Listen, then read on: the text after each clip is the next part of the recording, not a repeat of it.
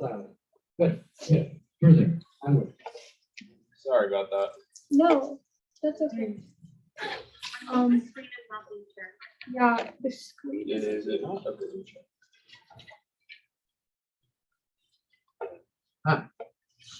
Share. Screen. Yep. And there you go. Good. Thank you. We good? Yep, Okay, sorry. so we chose to do the DRC. This is going to start with like 4 parts. We're starting with prior to colonialism.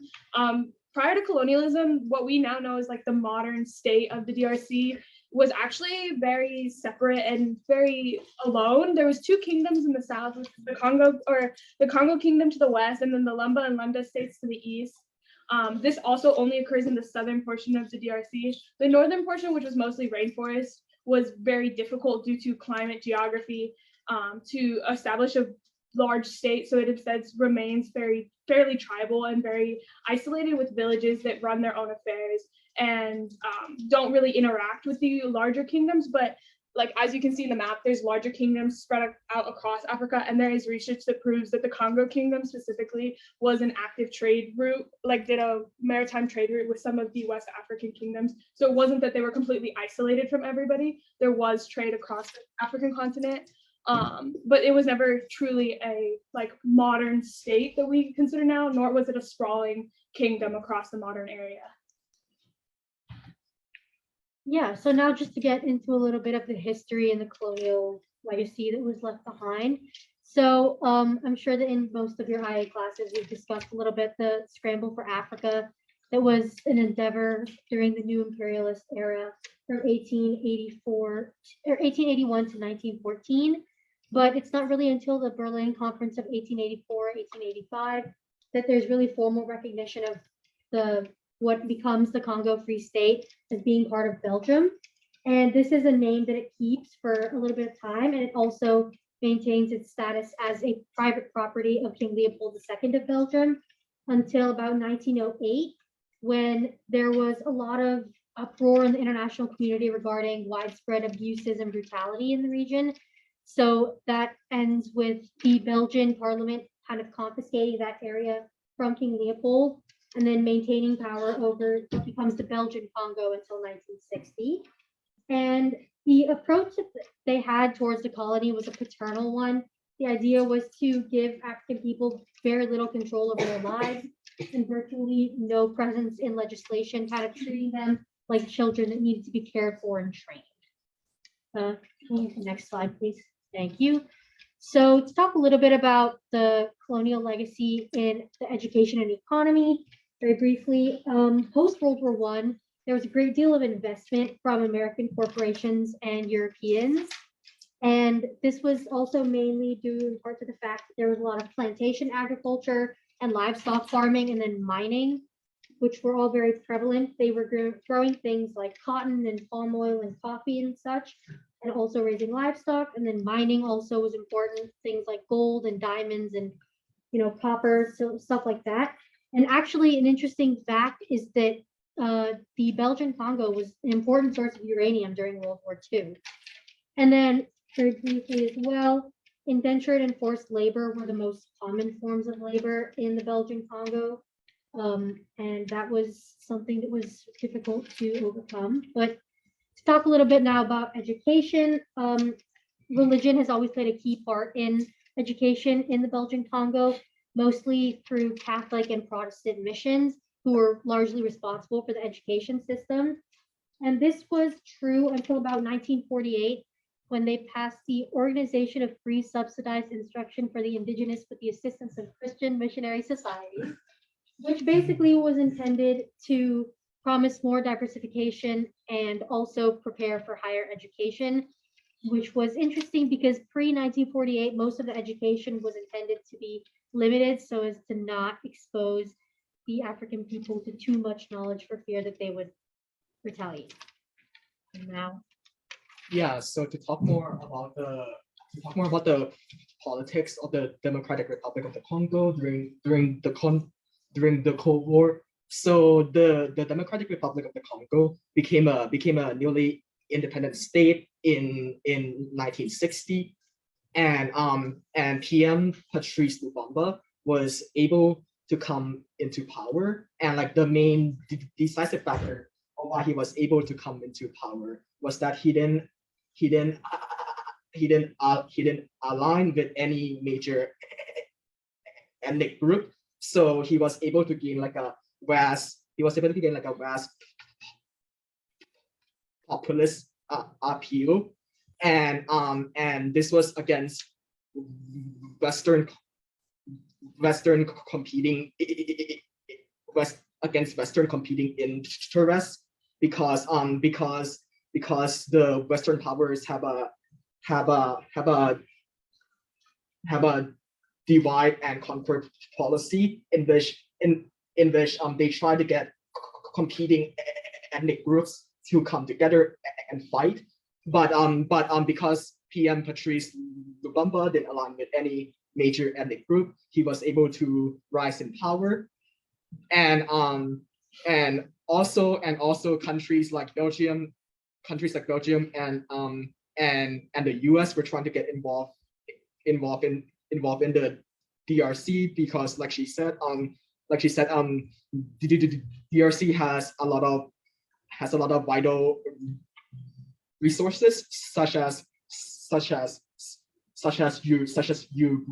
uranium, and this was especially important under the Cold War context, because as you know, countries were trying to create as much nuclear weapons as that time. So the US and Belgium were trying to get Patrice Lumumba out of power, and also within this region right here called Katanga, there was also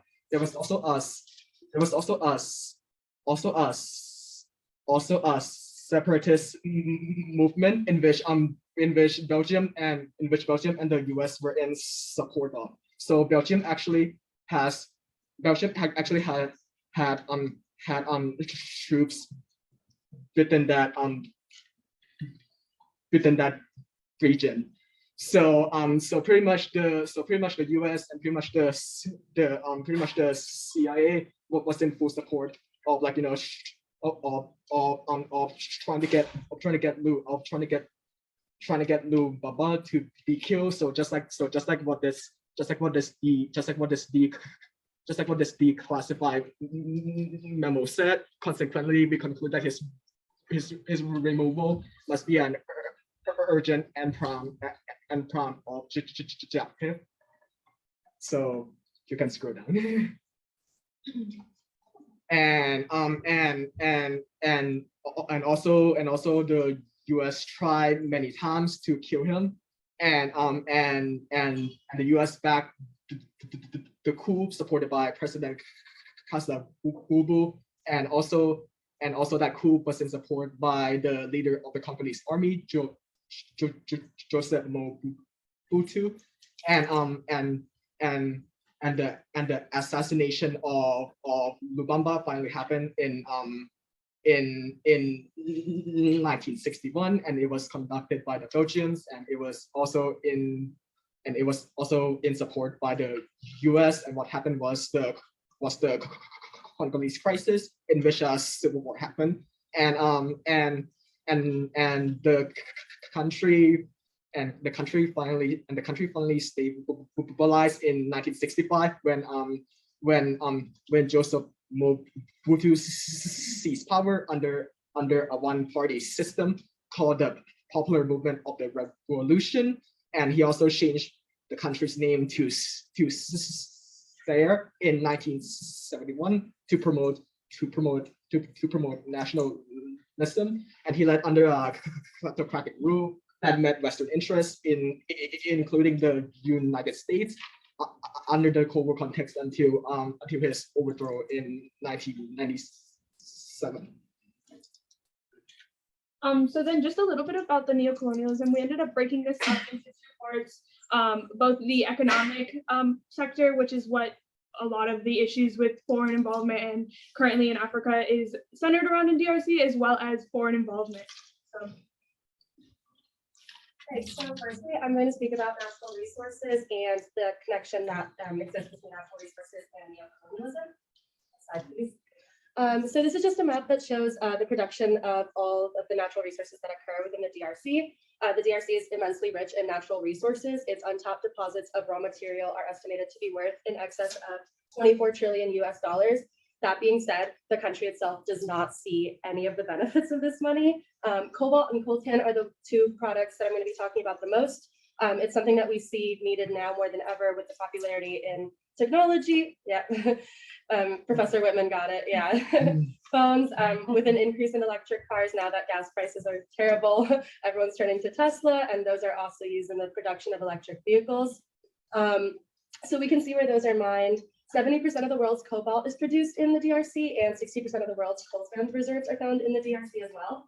And then, so during colonialism, obviously the mines were owned by the Belgian occupying power. Like Arian stated previously, the decolonization process was also very much plagued with foreign involvement on the front of natural resources, and we still continue to see that today. Today, the majority of mines are owned by non-Congolese entities, and the other mining operations that would be handled more or less by the Congolese themselves what is known as artisanal mining, and even then the refinery, what is mined is sold to refinery interests usually located in China. And mining and natural resources is a way that foreign countries are able to essentially keep a pulse on DRC and its natural resources. Mining in the DRC is overwhelmingly export oriented, and this one-sided relationship greatly embodies the spirit of neocolonialism. In addition to suffering the economic losses on their own resources, the citizens in DRC are getting severely hurt by the practice. With the industry comes both environmental costs and human rights violations. For instance, the waste that's generated from mining cobalt and other metals greatly pollutes the environment, which leads to the contamination of food and water sources, causing respiratory and other health issues. Additionally, child labor is often used in the practice. A study by the Equal Times found that much of the DRC's cobalt is extracted using the labor of over 40,000 children and teen workers. And then a little bit about foreign intervention. That was going to be the next section. So I wanted to start with Operation MONUSCO, which is a UN operation in the DRC. It's the biggest operation that the UN has for peacekeeping.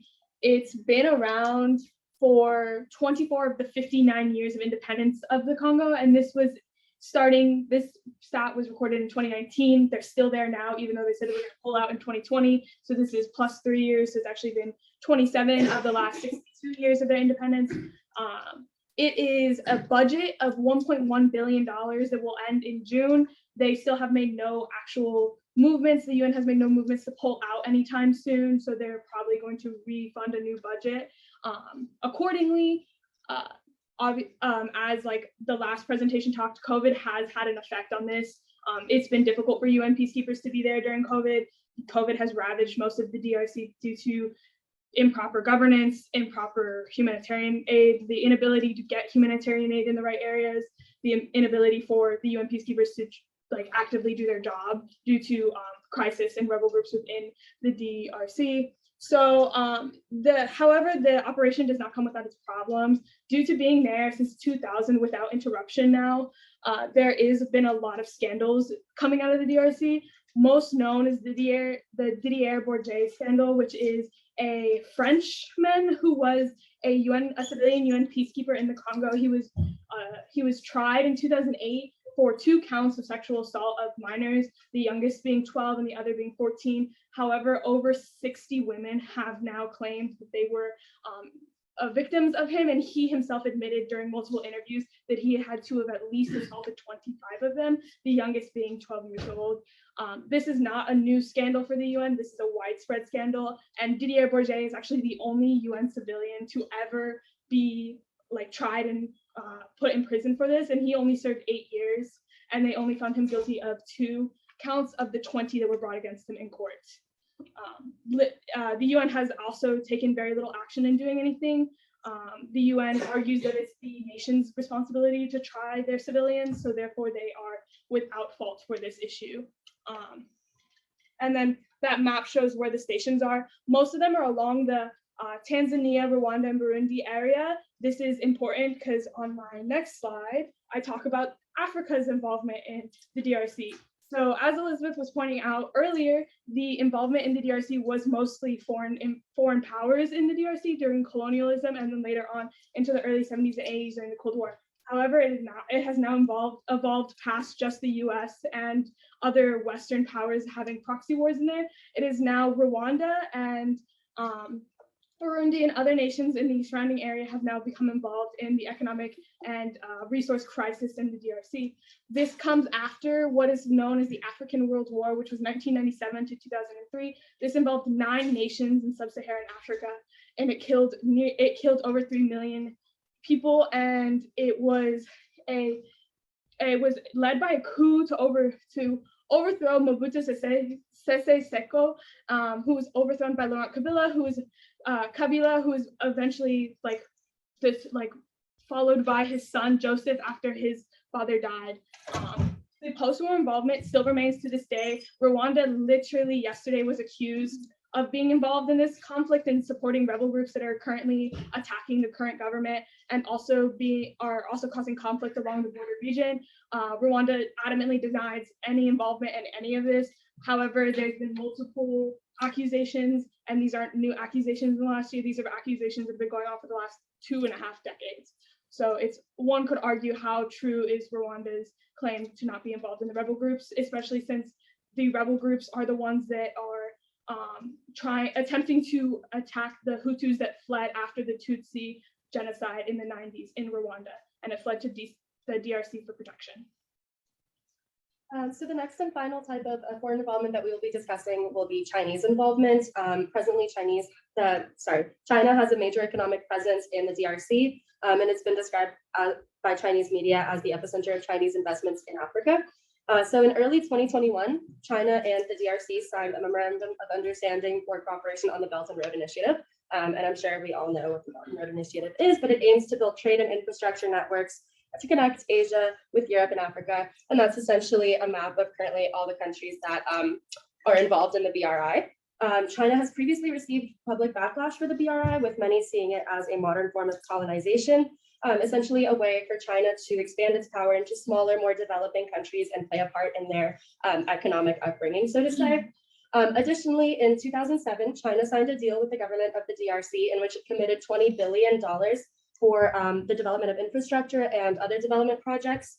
In exchange for this, China was granted access to the Congo's resources. That being said, Chinese interests currently own 15 out of the 17 cobalt operations in the DRC. So what may be considered a win-win deal by some should better be viewed as a soft power play of sorts by China to insert itself into the further exploitation of the DRC's resources. That's it. Thank you. I'm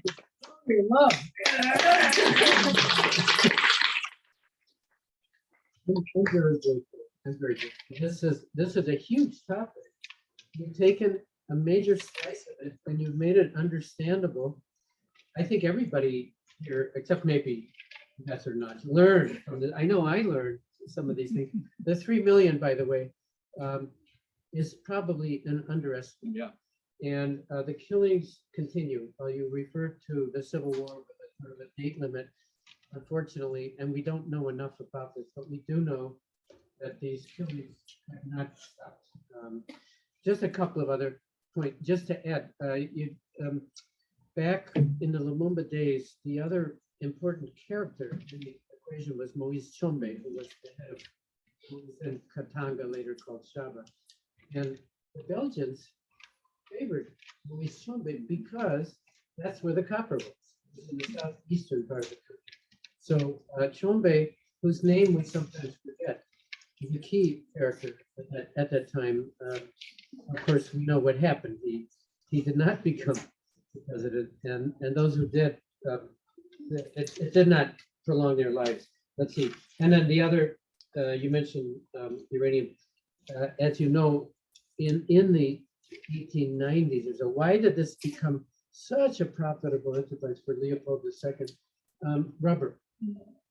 The invention of the popularization of the bicycle at that time, and of course the coming of the automobile, suddenly It's tremendous demand for rubber. And where do you find rubber? In what is now DRC. They didn't make artificial rubber. So that just gave an enormous economic impetus. And it was sadly, it was the reason that so many Congolese were punished and murdered and killed because of this unquenchable appetite for rubber. I'm going to stop there because I want to give the ambassador as much time as possible. This was a magnificent presentation. For future ones, I will remind you that our time limits are real. If we're going to get around to everybody, and it's not easy to restrict a great presentation into a 10-minute period. You tried, you did great. And it's just a reminder that we do have to make these short, not only because we need to in order to get all of them presented, but also it's a great exercise in doing the kinds of things that need to be done in the State Department and in other places that do foreign affairs. Thank you, Colonialism Group. Thank you. Ambassador Nagy, when you were Assistant Secretary, 18 to 21? 18 to 21. Let me just say, I'm embarrassed to even say this. There were some morale issues in the State Department, and still are. I'm just saying this from things that I remember. The Africa Bureau, under Assistant Secretary Nagy, was in great shape. And that's because of him. And I mean, I know this because I know it. So I want to give the floor to you, Ambassador, with my admiration for keeping things together at a difficult time. Thank you, sir. Over to you. Thank you very much. I am delighted that the presentation was on DRC because I was actually going to use the DRC as an example of what my job involved. How many of you guys are actually thinking of going into that kind of work? Foreign service, diplomacy, USAID? Everybody. That's great. Intelligence, which is also. How many of you have actually been to Africa? That's great. That's a lot more than what I usually get in my class here at Texas Tech. All right. First thing I want to talk about, what in the world does an assistant secretary do? You know, what kind of powers does an assistant secretary have? Most important thing to note, assistant secretaries can recommend policy. They can implement policy, but they do not make policy. Foreign policy is made supposedly by the White House, but the way it works in Washington, it's always a lot messier than that. One of the nice things about Africa was, as your professor mentioned, we have very, very unique people who work in Africa. Everybody there is involved in wanting to do something positive for the world. I mean, if you have a tour in Luxembourg and then Vienna and then in Paris, you're not going to be able to accomplish much. But if you have tours in Djibouti and Burundi and Ethiopia, it's all open. Now, I also have to say, honestly, I left State Department first time in 2003. Then I went back in 2018. And unfortunately, the State Department was not the same State Department I left. I would almost call it a dysfunctional organization. I feel very strongly that the State Department should be about getting results, whereas the truth is, in the State Department, it's all about getting papers. Getting papers to the secretary, getting papers. There's this horrendous thing called the clearance process, where everybody who is involved on an issue has to review it and sign off on it. I'll give you guys an example. We had a bilateral conference with the Kenyans, and I was making an opening speech, which was very anodyne. It's great to have you here, you know, blah, blah, blah, blah, blah. Guess how many offices had to sign off on my speech? Do I hear any guesses? Come on, be brave. I think I know. Don't be shy. Yeah. Good guess. 33. 33. And if you think you can get stuff done, but nice thing about Africa, historically, Africa has been the lowest priority of all the geographic regions for the US government. From the day Africa was decolonized to today, it is still the lowest priority. Now, important distinction, lowest priority does not mean it's not important. And I'll give you an example. Suppose you have a pickup basketball game of Olympic athletes. Somebody gets picked last, even though they're an Olympic athlete. Okay, you with me on that? So lowest priority. What that means is when you're running Africa, unless it's an issue that government-wide people really care about, you have a lot more leeway than say if you're in charge of the Middle East Bureau or the European Bureau. So that was great because we were able to get some really, really important things done. And I want to use the example of the DRC, Democratic Republic of the Congo. Never been democratic or a republic, but it's a great name. However, 2018, gentleman that was mentioned, Joseph Kabila, it was time for him to leave power. And he was doing everything possible to hang on until we kind of told him that you have to go. So he didn't want to go. And what he did was he tried to line up the election so that somebody that he handpicked would be elected. And there were 3 people running in the presidential election. One was a person named Fayulu that Kabila hated. The 2 of them were blood enemies. One was called Tshisekedi that Kabila disliked but could tolerate. And the third one was somebody named Shadari, who was Kabila's hand-picked stooge to succeed him. Now, a lot of mess going into the election. The election was held. International observers were there. I would have to be here for a long time to tell you about. But at the end of the election, the DRC Electoral Commission declared that Mr. Tshisekedi was the winner. Evidence indicated otherwise, but we were facing a very dicey situation, and you guys can jump in here. You know, I always welcome comments and questions. Here was the problem. The evidence indicated that Fayulu got the greatest number of votes. Shadari, at the most, he got 15%. Even if you're trying to steal an election, you can't force him in. But Kabila was absolutely visceral about not letting Fayulu in. So we had a couple of choices there. One, we try to force Kabila to take Fayulu, which would have ended up with blood on the streets. It would have been a huge brouhaha. Or 2, the international community, a lot of and on this, Washington was divided. This was the international community. Other people were saying, oh, it was a terrible election. And we said, yeah, it was a terrible election, but that's what Kabila really wants the international community to say. Because if you tell President Kabila, oh, it was a terrible election, they'll say, oh, you're right. And you know what I'm going to do? I will stay in power for the next 4 years, and then we'll have a much better election. So from my point of view, that was absolutely out.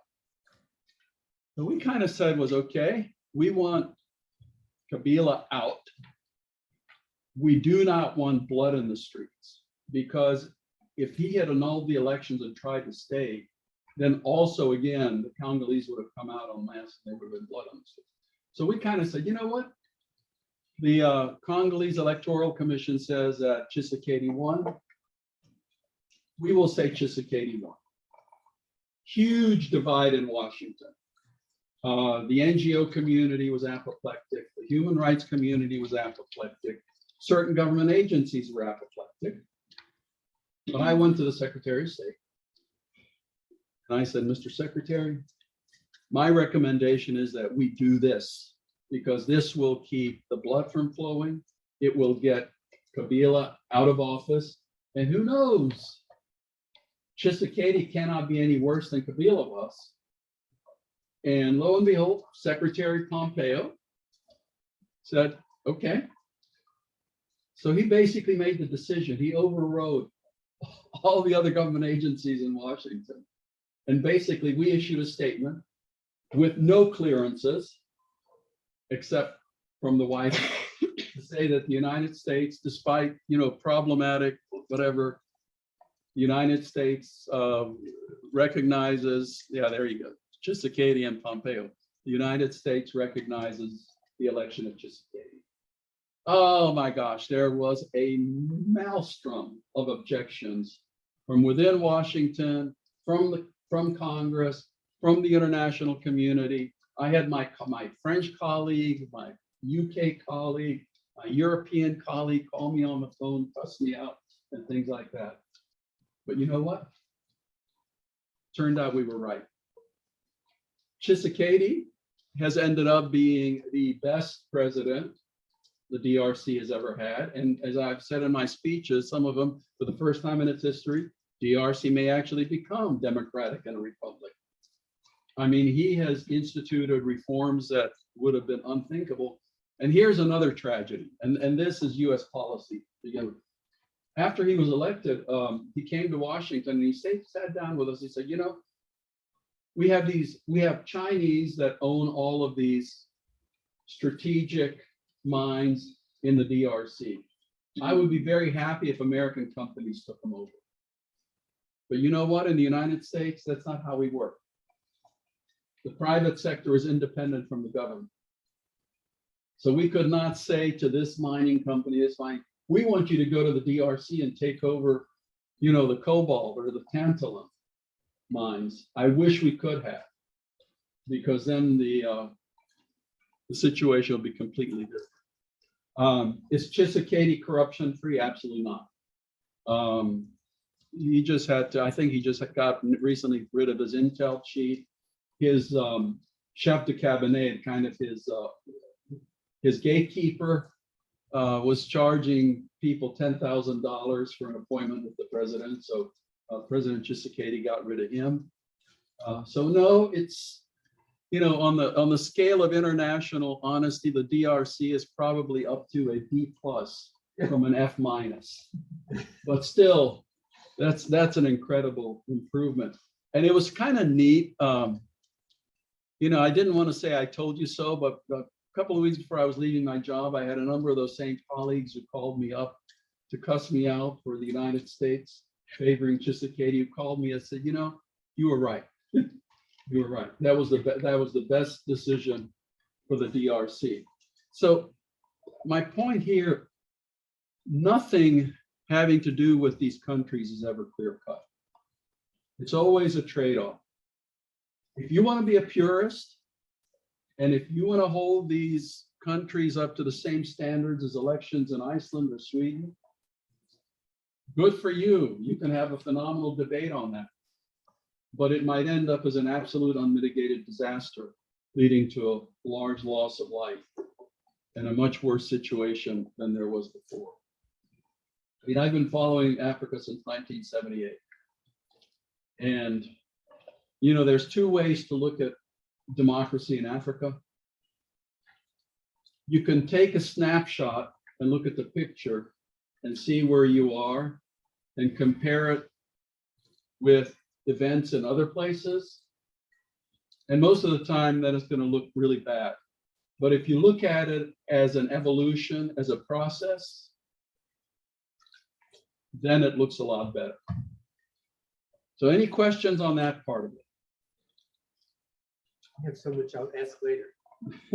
Anybody think that I was absolutely wrong? Yes, sir. Just know how the State Department goes about its fact finding things regarding these elections, because I noticed two other cases I'm aware of in Iraq and Libya this past year where there were elections, it seemed like the international community was really like fingers crossed about it and kind of like signaling that everything was great when of course things are not so clear. So Yeah. I'm curious. And I have done election observation myself. Well, first of all, is the government in place going to allow election observers? Because the day of the election doesn't matter much. I'll be honest with you. What really matters is the period leading up to the election. What do you do with the voter rolls? What do you do with, where do you put the ballot boxes? Are they only in places that the president in power, you know, so you can do a lot of manipulation up to the point, then the elections themselves, and it's very important. And then the post-electoral period. So, you know, is the government cooperating with allowing international observers in? If not, what we often do is send our embassy teams out because diplomats are allowed to travel in a country. So we will not say that, you know, our political counselor is going up country to view elections. We will just say that our political counselor is going up country on travel and will be visiting these places. I mean, Cameroon elections, 1991, I actually visited army barracks in the capital, Yaoundé, and I was astounded that the soldiers who were paid by the president were voting for the opposition. So when the Cameroonian Electoral Commission announced that the president won by, 50.03% to 49 point whatever percent, I knew it was a bunch of hogwash. Because when your own soldiers from your ethnic group are voting against you, the chances are that the people who are in the opposition areas. So sometimes you just cannot be sure because you don't have access everywhere. In the DRC elections, there was a really credible source. DRC is great, I mean, huge majority Catholic country. And the Catholic Church did kind of a parallel electoral count themselves. And that was probably the best electoral count. And if we had wanted to try to push the real winner in, again, bloodbath for sure, and he never would have been president. If he had made it to the presidency, his life expectancy would have been 1 day. You know, we could have gone on the parallel electoral count, but so we have, you often have a pretty good idea, but in some situations you really don't. I mean, you figure out that a corrupt government can steal X percentage points, you know? So in Africa, most African elections, governments have tremendous advantage. Does that answer your question? Okay, any other questions on that? Okay, so let's talk about our Africa policy in general. I was retired very happily in academia, Texas Tech as vice provost, and I got a call from current U.S. Ambassador to the United Nations, one of my predecessors, Linda Thomas Greenfield, and she called me. This is 2016. Says Tibor, we need you to come and take over the embassy in Nigeria for a while because the ambassador just left and the secretary's visiting out there, and we need some adult leadership. So first I said, Linda, you're joking. Because, you know, to be invited to take over the embassy in Nigeria is quite a stretch for a while. So I said, okay. So I go to Nigeria, and of course, those of you who know about Nigeria, they have horrendous problems with this extremist violence in the northeast with Boko Haram.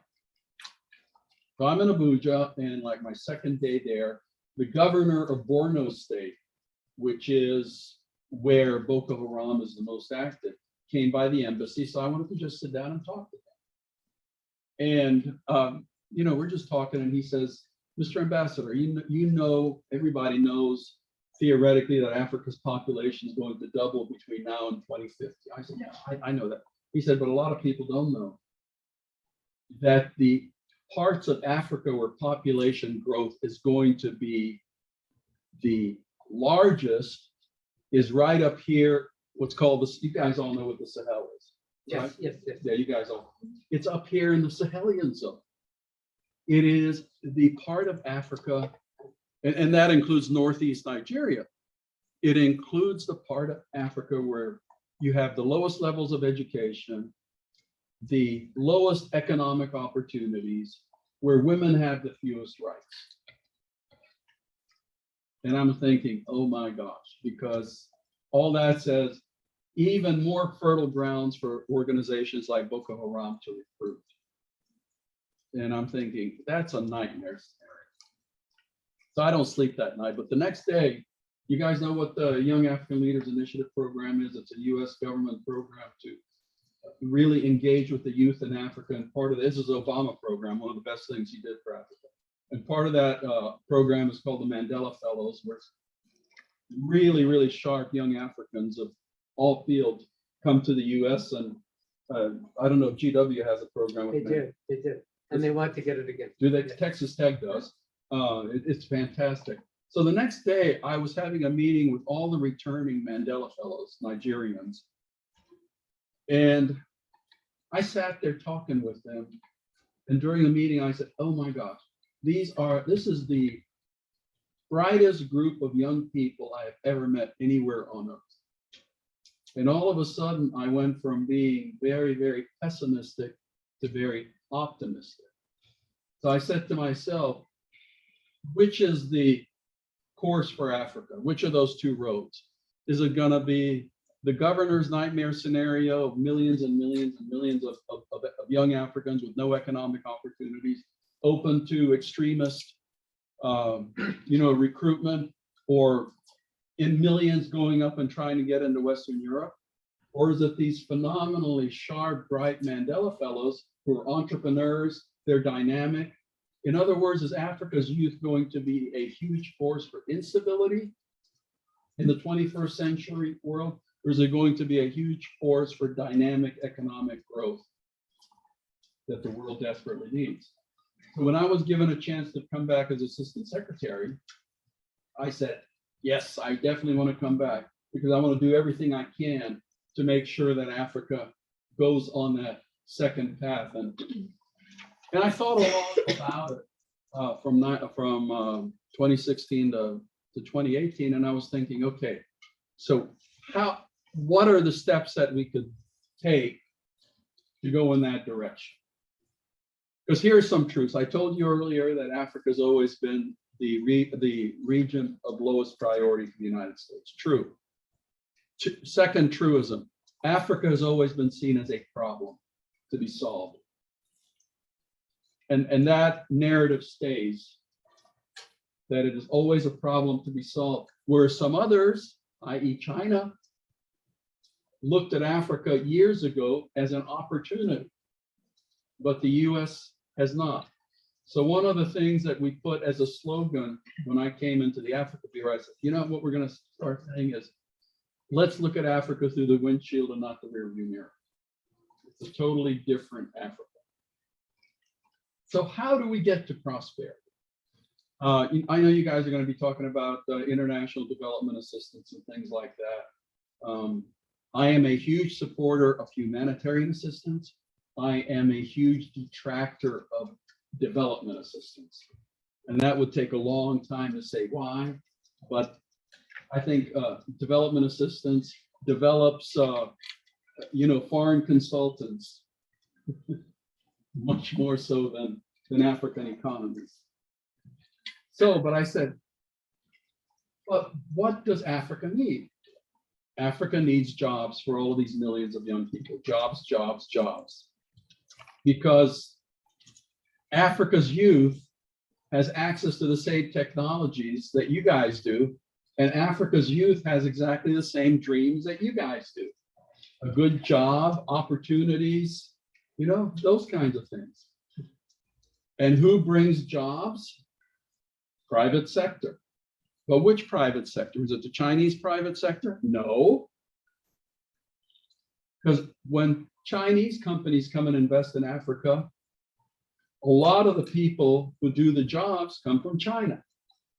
I mean, in a lot of these projects, if you're above turning a shovel, then you're going to come from China.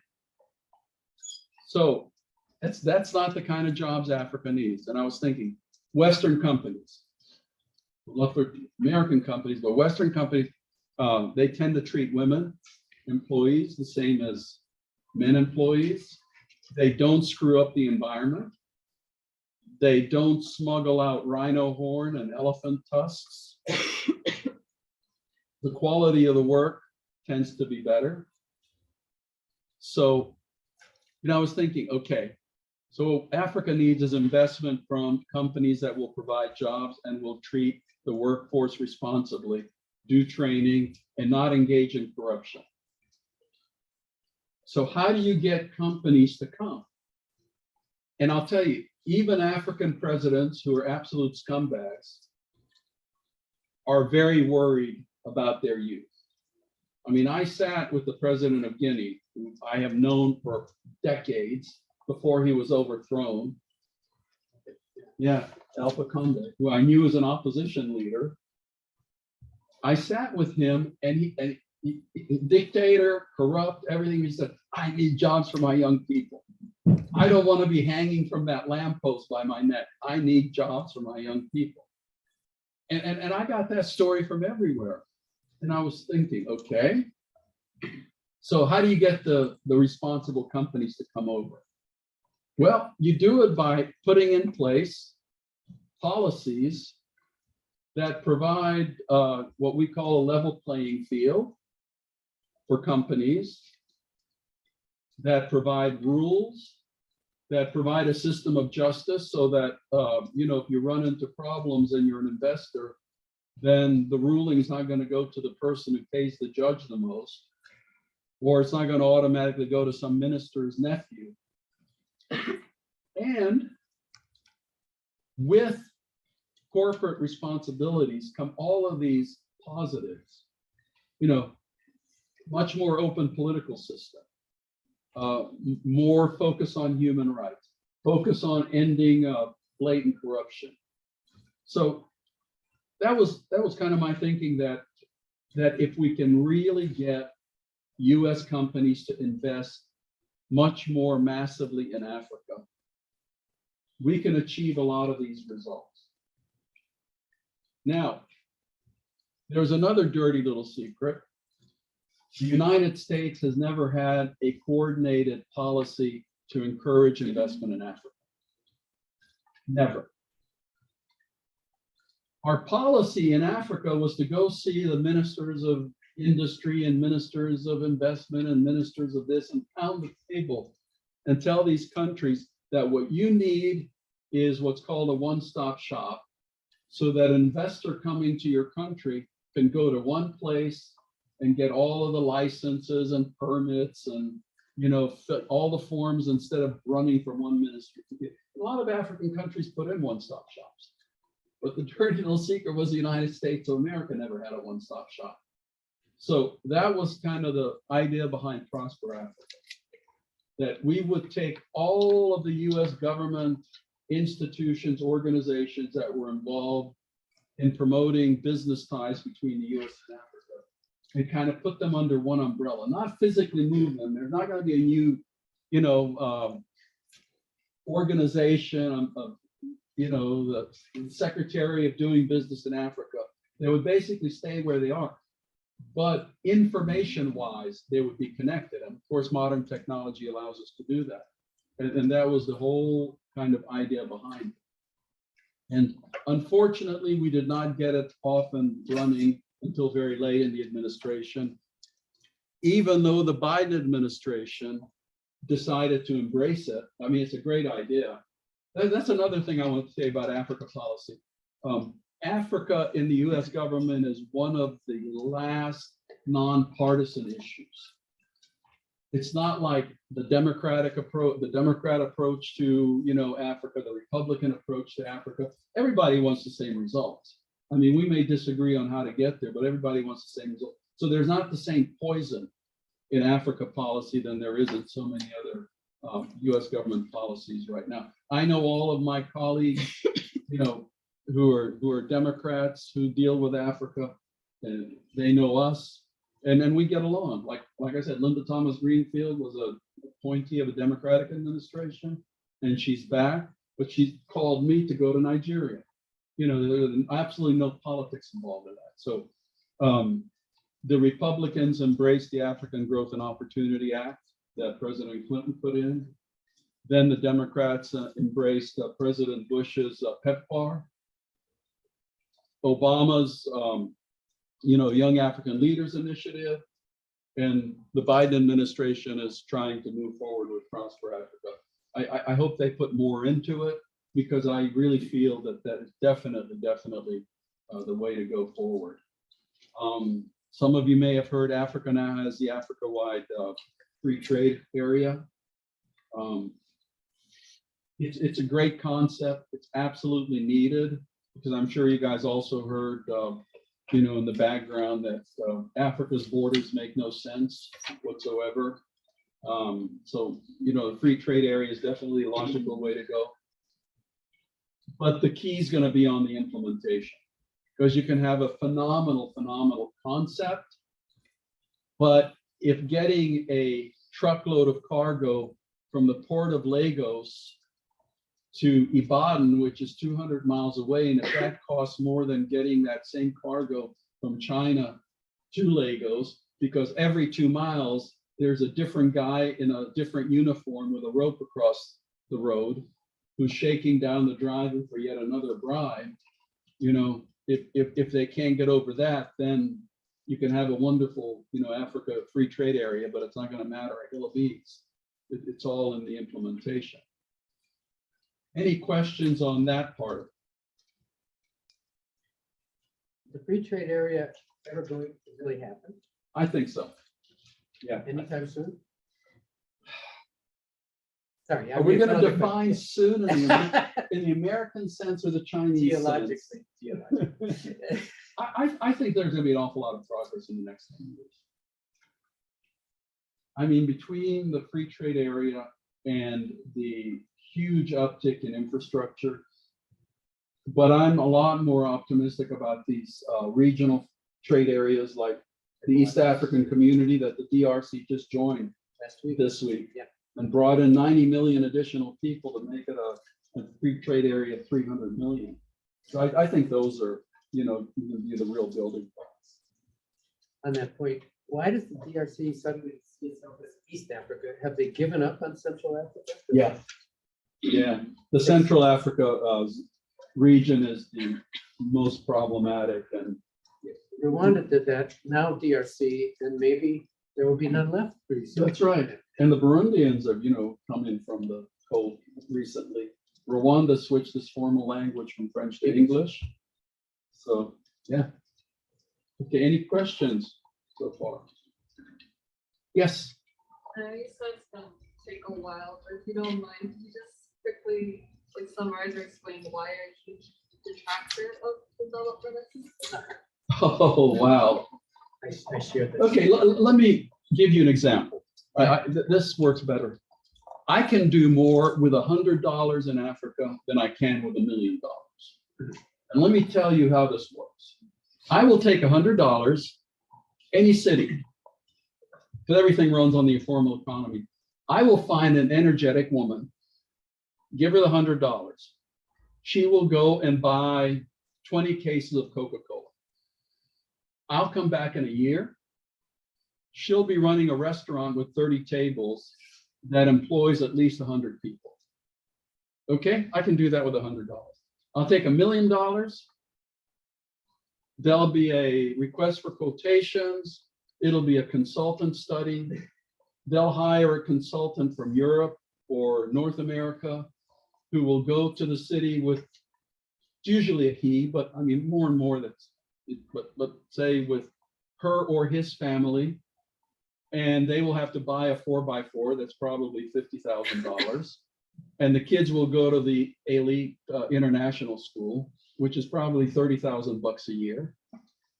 And at the end of the year, that $1 million will produce a consultant's report that will end up on some shelf and 3 people may read it. So you see what I'm saying? It's, development assistance has really helped develop African elites and American consultants. But as far as real development goes, my experience, not so much. Now, that's not to say, I'll get you in a minute. That's not to say people, my dad worked at USAID after we came to America. they're passionate believers in this. It's just that what they're trying to do is so tied up by congressional mandates, and in Africa, nothing is straightforward on this kind of thing, and philosophies change, development philosophies change. So it is so much money not well used. Whereas humanitarian assistance, man, I'm a champion for humanitarian assistance. Yes. So first of all, thank you for speaking with us. I know we all appreciate having you here in the classroom. My question speaks both to your issue of, these large scale of development projects, but also your experience in the return to the State Department. So what's the balancing act between the sort of bureaucratic red tape that goes along with these large scale policy initiatives versus like the necessary accountability measures you have to have in place? Where is the sweet spot for you? Because both, I think, no one wants to spend all day doing paperwork and getting signs, but at the same time, if you don't have those sort of measures in place, then things can go very wrong very quickly. Yeah, you hit another truism with Africa, and this I think is also very important. Since the beginning, within Africa policy, there has been a conflict between long-term goals, like you're talking about, and dealing with short-term crises. When I said earlier that Africa is the lowest priority of the geographic regions, guess what else goes with lowest priority? Lowest staffing, the least staffed embassies, some of the smallest budgets. I did a data analysis when I came on board as assistant secretary. Again, because we were getting our rear ends kicked all over the continent by the Chinese. And I went out to the embassies and said, tell me the approximate number that China has doing supporting commercial transactions in your country, as opposed to us. Across the board, we have a lot of embassies in Africa where you have one person doing something. So we would have one commercial officer, econ commercial officer, and the Chinese would have 3 to 5. And oh, by the way, that poor econ commercial officer, when the consular officer's sick, she or he has to go do visas in the morning. So when you have this inherent conflict between long-term goals and short-term crises, and in Africa, there's always some short-term crises. It's a week for me was like 2 years for my European colleague. For him, a crisis was, if the French ran out of certain kind of cheese in Paris. Well, mine were a little different. And the short-term crises always take up the oxygen in the room, so you can't really focus. For example, when COVID started, I got my team together. I said, listen, folks, there's 2 things we need to look for here. And I set up kind of like a little think tank. I said, 1, let's look and see if African governments are going to use COVID as an excuse to increase their dictatorial tendencies. And 2, are extremist organizations going to use COVID to increase their areas of operation? But, I had to literally take people away from following the Ethiopia, Tigray war kind of thing. I didn't have lots of people to do things with, but there's always these wonderful projects that need doing, but you just can't do it when you get a phone call saying, oh, the Guinean army just overthrew Alpha Conde. Next week, oh, the Burkinabe army just, it just goes on and on with, I know the professor said 54 countries. I was responsible for 48. Because we have Africa kind of divided, Northern Africa belongs to the Middle East. By the way, my class at Texas Tech, I tell them at the first day, I say, you guys are going to love Africa, because with Africa, most questions can be answered with that depends. How many countries are in Africa? That depends. You look at the Saharan Arab Democratic Republic, do you count Reunion? It depends. economic statistics. It depends. So it's a great subject for people who want to say it depends. But that's basically it's realistically staffing, resources. You want to do great stuff, but you get really bogged down in getting the 33 clearances for your opening speech to the Kenyans kind of thing. All right, I'll stop here because I know it's a hard stop. Any more questions that you just want to dying to ask a question? Yes. It's really quick too. What are like your top 3 like book recommendations or whatever to like learn more about Africa and to like educate ourselves on the continent? Like what are Well- like 3 things that you've read you're like, wow, that was like Bill Easterly? What's that? Bill Easterly? Yeah, it's that's a hard question because instead of looking at Africa academically, of course, I lived it, and my reading was the daily reports that came in from the embassies and the intelligence analysis that is, rated so super duper, secret that I can't even tell you what the rating on it is, because that and it's so it really wasn't. I mean, I use certain textbooks for my class, but it really is for background, and I'm much more into individual countries than overall. So I don't know if the textbook you guys are using. Martin Merrick. Yeah. So that's It's yeah. it's a doorstop. and Exactly. It's 10 years out of date, But the fundamentals, it's funny, the fundamentals don't change that much. I gave this class the first time in 2004, and I come back, to the African continent, and I say, wow, things really haven't changed.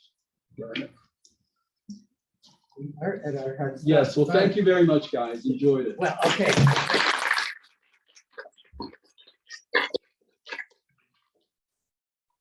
Oh, who gets it this time? Our gossip. Those interested in the Foreign Service, this is our 3rd time around. Anyway, it's up here. Thank you, Ambassador. Oh, and here's our gift to you. You might find this of use in Texas. Oh, wow. We'll just Oh, just yeah. for your thank you. Thank you. Oh, thanks.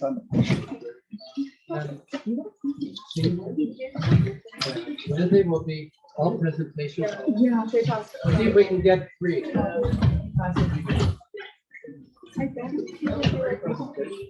Yes, the recording. Really great. Thank you so much. You were here as far as I knew. We were Yeah. Sorry. Thank you very much. Start? Do you need us to Yeah, sign it? here you go. Might as well. There's a lot. in your public community. Oh, perfect. Thank you. If you know somebody there, I will. Yeah, because and the Rwandan ambassador is an academician. She's a university professor. She was a university. So I think that she would. If you'll send me a message, Yeah. I will send you the contact. I have strong feelings about this. Yeah, they're all. Oh, yeah. And what Rwanda has done, right? Giving them a chance. I mean, I wouldn't let them wriggle out of that question. Basically, their answer is that we do so much positive. That, are you really interested in one individual Well, screwing up? And then the other question they came up, because the Rwandan foreign minister was asked it, he also said, how would you, America, feel if there was somebody you considered a terrorist and another country had let them go because they're a hero? I think it was very sad. He said, "You're in the judicial sector, well, I of know. course they would, of course they would. That was a very shabby answer. Yeah, it was, but Yeah. it's beautiful, Yeah, I thought yeah, that it makes is sense. really Yeah, go ahead. It's not related to Africa. Well, thank you so much for being here. I'm from Vietnam, and Texas Tech is famous for its Vietnam centers. I know. I have attended research about intelligence in the Yeah. Vietnam War. And The beautiful part about it is they never took sides.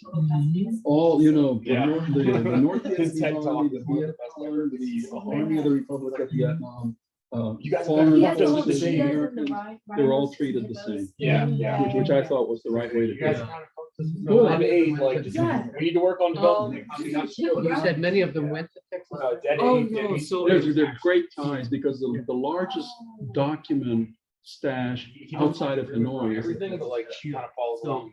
regarding the Vietnam War. Three economic sectors. Right. Thank you, Tibor. Thank you.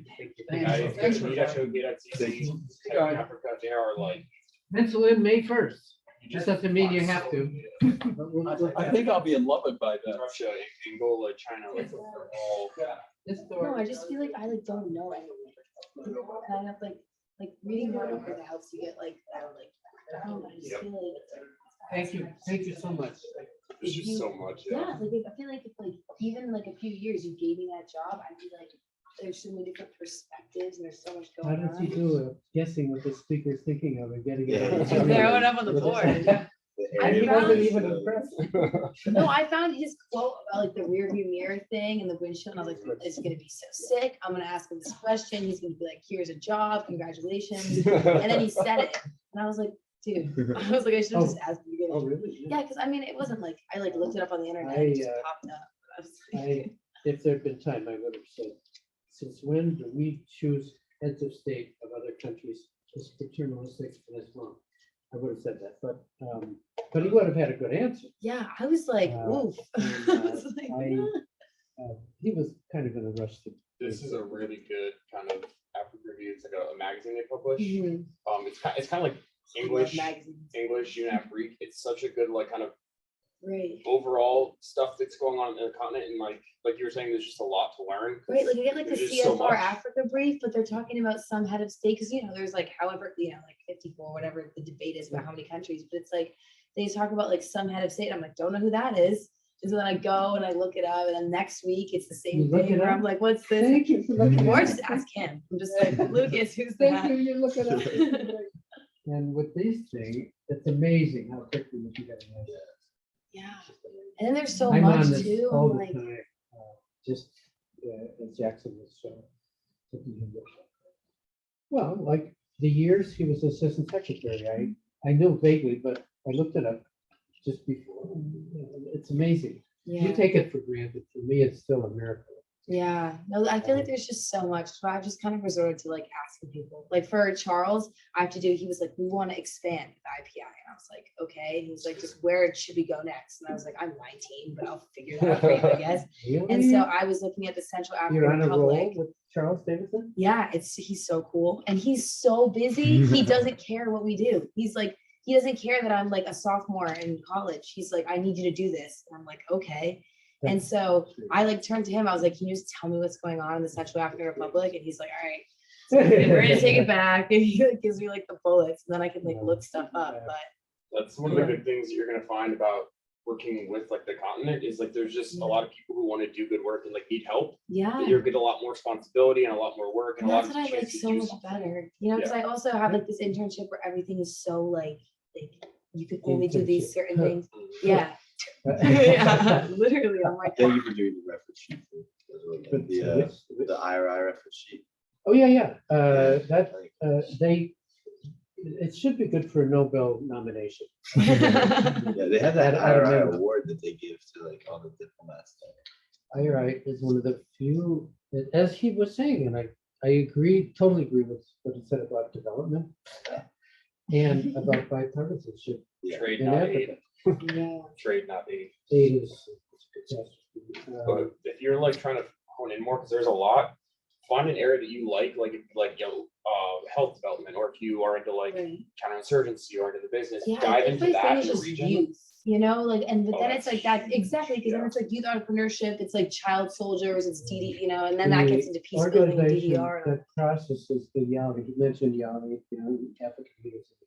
It's IREX, IREX. Mhm. And they manage this whole thing. They used to Okay. do Eastern Europe, here it is. And they are running Yali. So there's a bureaucracy kind of that you can be part of, Mhm. which is not aid, it's Right. gray matter exchange, which is It's just, how do you like incentivize that? like, how do you, also, I feel like you have to have institutions that work together, but when you have like such weak institutions, like you have in Africa, like, how do you have like these substantive trade agreements? I don't know, but we talk about heads of state and important people. They're so boring. The important Right. people. If, as you said, the youth, I met one of these groups, the Yali groups, and they said, after a few minutes, they said, could you give us some advice? What we want to do is never become like our bosses. And I said, you've succeeded. Yeah, I You've feel already like, succeeded. yeah, These are people whose names we don't know, they may or may not become leaders, but that's where the action is. It's Right. with unknown, brilliant people. And the government, go to hell. yeah, in just every how sense. do you, how do people go from being like, not how, I guess, if there's like child soldiers Please and go. like that. No, but I mean, like, how do you promote good governance? Like, how do you get a leader that cares? You know, like Uh, The how, hard part with a lot of that is cross-cultural views on what your government is, what its role is, like patronage Right. systems, how you're raised. So that's, I kind of wanted to ask him when he was talking about corruption in Africa. I wanted to ask him for them, like, how do they view corruption as opposed to patronage and then Well, just supporting their entities? John Campbell pretty much addressed that question. But yeah, he talks about um, how like if how you're do not we, getting the your US brother a job, government, how do we, the US government, by not tolerating the intolerant? That's all we can do. right, but We it comes down, we how do can you make make sure. them not tolerate? No, we know where the corrupt money is when it has been laundered in US banks. Stop it, period. That, I mean, it would be so significant. It's very hard to get someone else to, because like in the US, like we've talked about this, like when you grow up and you're born, you have such like just a respect and knowledge of institutions, like that's your foundation. Yeah, it's like rule of law. It's like, that's just what you do. Like, you just Well, don't break the forget law. all of that. Get all of that. And that's why I pulled up Article 15 earlier of the DRC. That's Tibor It's like literally figure it out yourself. Yeah. Like that's No, getting on small scale, because we talked about this last week. Think small, and if you have 20 brilliant young people, give them friendship, encouragement, and information, and trust them. Instead of coming in as Uncle Sam to say, Fayulu, you've got the most votes, but you're not going to be president. I am one of those who went apoplectic. He mentioned apoplectic. I thought, how dare you? You Yeah, know I that was kinda Fayulu sitting there and won, I was and you like, thought you had a greater, how arrogant, how paternalistic. This is the first time I've ever actually heard why they decided. I think it's abominable for the US government to decide yeah. who the head of state is. I was curious how you felt about that, because he said that and I was like, Well, I thought somebody might question that. And as I say, I would have if there'd been time. it's a very slippery slope when you start like, oh, this guy's just not that bad. It's just you just right, and then it's open like, the door. what like even cultural context do you have to make that decision based on the people who are making, or the ones supposed to be making? It the decisions? is, it's apples and oranges. DRC is not Haiti. Haiti's mine. The consistent disaster we've already done from the very beginning is to have favorites. It's always been, we've always had the wrong favorite. We've always been wrong to have it. And that's what in Martin Meredith, like, it's all about how you look at Rwanda, like, they favored one ethnic group over another. You look at DRC, they favored a certain leader over another, and it all just ends up blowing up. How obnoxious, how arrogant, how paternalistic, how colonialistic to favor. It just all feels like a playground, you know? It's like when the teacher's pet and then everyone doesn't like him. It, like, oh, I feel like all just wraps into that. You look at politics, like everyone's like, you know, Putin's offended that, and I'm like, what? You know, like, it's all, people never Did grow you up. see there We're was all a just big still in a high school pro-Putin cafeteria. demonstration today in Berlin, of all places? A pro? Is there hope? There has to be. There has to be. No, he's quite right. The young, the brilliant, they are brilliant. And they're, at this point, they brought about 1,000 every year. They're for about more than 10 years. That's 10,000 people. Is the Yali, are they like, are the scholars based in each country? exactly. Well, they're, yeah, no, they are citizens of those Like countries. They have they to be take it. below a certain age. Many of them are mid-level ministry people or teachers or journalists or whatever. The embassies select them, they do a fantastic job. And they come here, they meet in ways that they would never meet on the continent, because you have Guineans and Nigerians and Malawians all in the same group. They do internships here, they go back ready to take over. And then they meet kids here too, and kids here, it helps, eradicate that like single story of like, the one with like Chimamanda who talked about how she got to school and she was like, do you know how to work the microwave? She was like, I was in a journalism class and one of the papers I wrote was about how, like the way that we report Now on. Fred Swaniga was Yali. He was an example He of was the part Yali. of it? I spoke with him last semester in my spoke last with class. Fred. What was he was on the thing, but like we asked questions. Tell me how to get to him. I really, no, really, I really want him on the Zoom in this. No, yeah, he's really cool. I The have- African Leadership Academy. They I've have, been there. yeah, Their first graduation in Mauritius, I was there. really? Yeah, and oh my gosh, That's so cool. and I have photos from that. It's about the most joyous occasion I've ever been to. They had, it's a small thing. Yeah, but it's growing too. Well, I think he's got one or two right now. there are two campuses, maybe a third, and there's a Shesi University, but these are tiny things. Demographic explosion. It's a race. Stanford educated.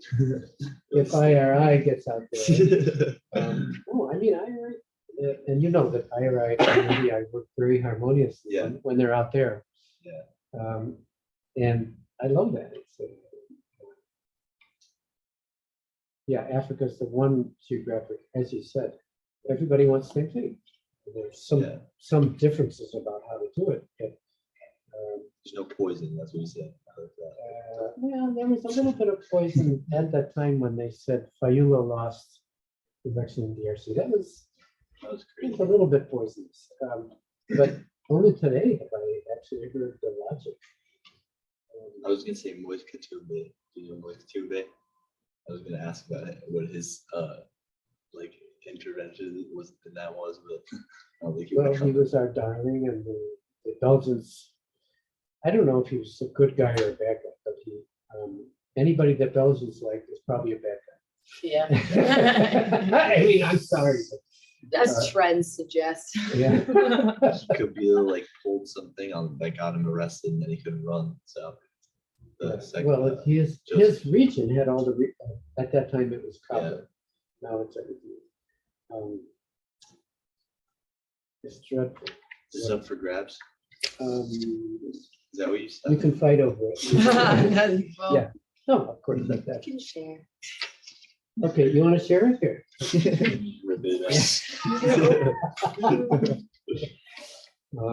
Yeah, I don't know. I just have so many questions. Like, there's so many. Well, I don't know, good. Well, and I'm just good. like- Well, good.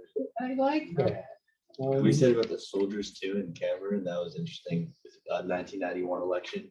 With What he the, did not mention, there was a major bloodbath the following year, in 1982, because people went out into the streets. He would, I'm sure he knows this, he would have mentioned the elections. That was the last time that Cameroonian citizens ever even tried to, because it was so obvious that the elections were stolen by Paul Biya, who's a bastard. 40 years. Yeah, and they went into the streets and they got killed. When I was in Cameroon 0506, I would say naively, why are you accepting this? Why? They said, last time we questioned, we got killed. So, excuse me. My question is the last thing I ever questioned, so no thanks. So we were asking, what do we do about this? We don't accept this crap. We don't send ambassadors who shake Bia's hand like this. Shake Bia's hand like this. That's when they get it wrong. I really hate most of our ambassadors. He's a good one. there's been a lot of also look into, which is an interesting field that's developing, reestablishing trust in elections, because like Mexico for years had like elections and like no one trusts the actual system. So they either don't go out and vote or they just kind of like get paid for voting. And it's how do you reestablish like actual faith in an electoral system that have, for so long, like people are just like, it doesn't exist. You mean like today. the 40 million people who think that our last election was stolen? You mean Yeah. like those people? That's actually 40 million. because there's a lot of studies going on about like the first major sign of like a failing democracy is the opposition refusing to accept Right. the fact that they actually lost. You mean like in the United States? Yeah, that's amazing. Like, Yeah. I was very- doing a paper on Lebanon and Israel and like democracy and like fellow democracy, and Israel's democracy is rated like on like this index out of 10 as like a 7.82, and the US is 7.92. It's like the US is like, and by it's the World Population Review, they do like a little bit, I don't know why it's a population review, but they do like a democracy index, and they were like, the US is like on this like a failing democracy. I was like, We're "Ugh." towards the bottom of many indexes in the US. What students know in school, who was the enemy in World War II? More than 50% of American school children are Tibet. And we were completely terrific. What's the European thing called? There's a European education study, which is very accurate. And we're way down. In democracy, in healthcare, in childcare, in maternal, we're way down. So please do something about it. No, that would be overseas. They're gonna go overseas. We're taking the foreign service officer test at 20. We're gonna try it. Yeah, I'm just gonna Over see the how it summer, just for fun. We could seriously talk about this. I was involved in it. Take it over and over again. There's no Yeah. limit. But And there's every 5. time you don't make it, your records they disappear. So there's absolutely no reason not to take the test. We're going through the reading list. Right Like there. 80 books. We're gonna split it 40 and 40. Okay? What? Go for it. Really? Does the State Department provides a Bullshit. reading list? Yeah. Is it? Yeah. Rip up the reading list? I'm always good. I always like Yeah. giving a I reading wrote list. part of that website. I haven't seen it. recently. No, I did. I wrote the part on public diplomacy. Mhm. Most of it I haven't seen in years, but if they think there's some books, no. You read the New York Times, The Economist, The New Yorker, every page for 2 months. That's it. That's how you prepare. Yeah. And don't be like me. I never read the sports page. Read the sports page. Read the Yeah, literary review. read the soccer page. Yeah. He loves soccer, and I was like, soccer, whatever. People kick a ball around. He's like, it's inherently political. It explained to me how soccer is like wrapped into politics and culture and identity. There's a and, bunch like, of good studies in I Africa was Yeah, it's true. about ethnic unison and through soccer. It's really, they have all like the data. Do you know Matt Kerwin? Matthew Kerwin? No. He teaches. Oh, ethnic if it said religious- GW, I don't know anybody. I Yeah, only he's in know the State Department. You guys do that with friends. We'll set up a play date with you two. That'd be so fun.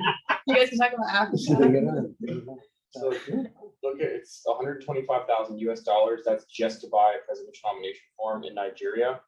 And I think it's over like 40% of the country falls below multidimensional poverty. Yeah. So it's like there's the corruption in Nigeria, despite having, I think they produce like 13% of the world's oil, is absolutely through the roof. So like corruption is another huge problem. Yes, which we cannot, they say, oh, we can't do anything. Yes, we can. Yes, we can. We know where the laundry money is. A lot of it's in this country. We have rules and laws, and we don't follow our own rules, and shame on the Treasury Department and the State Department. Shame on them. And now is probably a better time than ever, especially if you're gonna need leverage security. Because with what's going on in Ukraine and Russia pulling out of the Wagner Group, you can leverage, security guarantees through AFRICOM for higher corruption transparency reforms. But that's not being talked about enough because like we have Yeah. China and Russia. China does economic aid, which is really just rich getting richer Yeah. and them getting rights to mine whatever the hell they want. And then you have Russia, which exports security through the Wagner Group, and they export to, oh my God, like everywhere that's The most West corrupt Africa, yeah, regimes the that most- we- yeah. yeah. But Like, with- it's a good idea, but it's such, like, it's terrible. Like, it's terrible, but. Yeah. Yeah. What's a terrible? The fact that they're exporting. 6:30, but thanks, guys. For the perfect read on this, I refer you to, what's his name, Dan Whitman, I think, in your reader. Afraid of Our Shadow. It's in your cognitive. Dan Like, Whitman, I heard you he's gave smart. that I've heard good things about Dan Well, that's, Whitman. no, no, I don't know, that's- though. That's of course not true. Thank you, guys.